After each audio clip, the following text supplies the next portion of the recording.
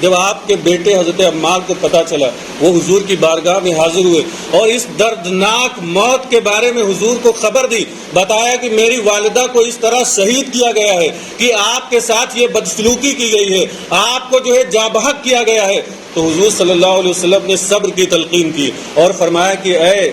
عمار تم صبر کرو، میں دیکھ رہا ہوں کہ تمہاری والدہ جنت کی نعمتوں سے سرفراز ہو رہی ہے۔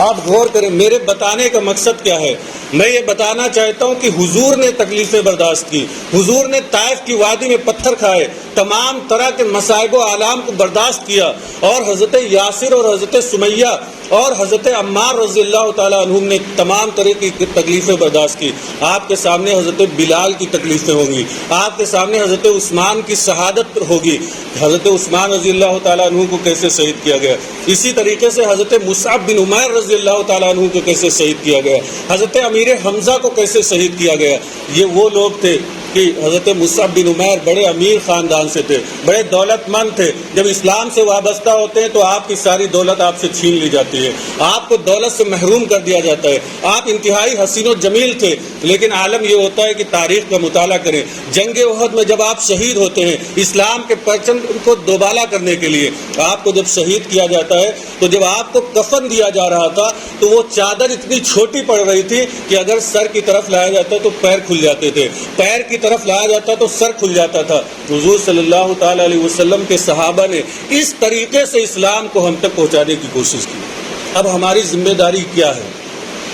آپ آئیں، ابھی محرم کا مہینہ آنے والا ہے، امام حسین کی شہادت کو یاد کیا جائے گا۔ امام علی مقام رضی اللہ تعالیٰ عنہ نے اسلام کی سربلندی کی خاطر کربلا کے ریگزاروں میں اپنی شہادت کو پیش کیا، کربلا کے میدان میں یزیدیوں کے سامنے اسلام کو بلند و بالا کرنے کے لیے، اسلامی شریعت کو داغدار ہونے سے بچانے کے لیے، اسلامی شریعت کو یزید تبدیل کرنا چاہتا تھا، اس شریعت کو دوبالا کرنے کے لیے امام حسین نے 72 جانثاروں کے ساتھ اپنی قربانی کو پیش کیا۔ اب اگر ہماری ذمہ داری کیا بنتی ہے؟ اگر ان صحابہ اکرام نے، تابعین نے اور بزرگان دین نے، امام علی مقام کے 72 جانثاروں نے اسلام کو دوبالا کرنے کے لیے، اسلام کو بلند و بالا کرنے کے لیے، ساری کائنات میں پھیلانے کے لیے اگر یہ شہادتیں پیش کی ہیں تو ہماری ذمہ داری کیا بنتی ہے؟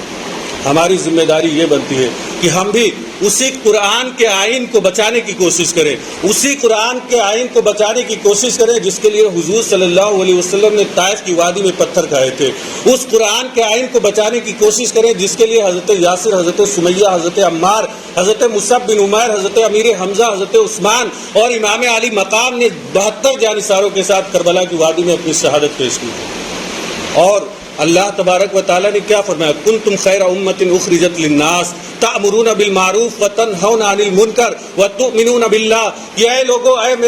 میرے محبوب کے امتیوں، تم خیر امت، تم بہترین امت ہو۔ بہترین امت کیوں ہو؟ اخرجت للناس، اس لیے کہ تم لوگوں کی ہدایت کے لیے ظاہر کیے گئے ہو، پیدا کیے گئے ہو، تم لوگوں کے درمیان لائے گئے ہو، اور تأمرون بالمعروف، اور تمہارے اوپر لازم ہے کہ لوگوں کو بھلائی کا حکم دو، وتنہون عن المنکر، اور برائی سے روکو، وتؤمنون باللہ، اور اللہ پر ایمان رکھنے والے ہو۔ اب ہماری ذمہ داری یہ ہے کہ ابھی محرم کا مہینہ آنے والا ہے، امام حسین رضی اللہ تعالیٰ عنہ کی شہادت کو یاد کیا جائے گا۔ امام حسین رضی اللہ تعالیٰ عنہ اور تمام دیگر صحابہ یا وہ شہیدان اسلام جو اسلام کو دوبالا کرنے کے لیے اپنی شہادت کو پیش کیے ہیں، ان کی یاد کو ہمیں کس طرح منایا جائے؟ دو طریقے کے لوگ ہیں، ایک تو جاہل قوم ہے جو اپنی جہالت کا اس مہینے میں اظہار کرتی ہے، وہ ڈھول تماشوں کے ذریعے امام حسین کی یاد منانے کا دعویٰ کرتی ہے، اور ایک وہ قوم ہے جو علماء کرام اور پڑھے لکھے کے ساتھ وابستہ ہونے والی قوم ہے، جو امام حسین کا ذکر کرتی ہے، مجالس کرتی ہے، امام حسین کی یاد میں غریبوں کی مدد کرتی ہے، امام حسین کی یاد میں مسافروں کو سبیل پیش کرتی ہے، اور اس طرح سے لوگوں کی مدد کر کے امام حسین کی یاد کو تازہ کرتی ہے۔ اور ایک وہ قوم ہے جو ڈھول تاشوں کے ساتھ، بے حیائی کے ساتھ امام حسین کے ذکر کو جو ہے مزمحل کرنے کی، امام حسین کے ذکر کو پامال کرنے کی کوشش کرتی ہے۔ وہ اپنی جہالت کی بنا پر وہ یہ سمجھ رہے ہوتے ہیں کہ ہم اسلام کو دوبالا کرنے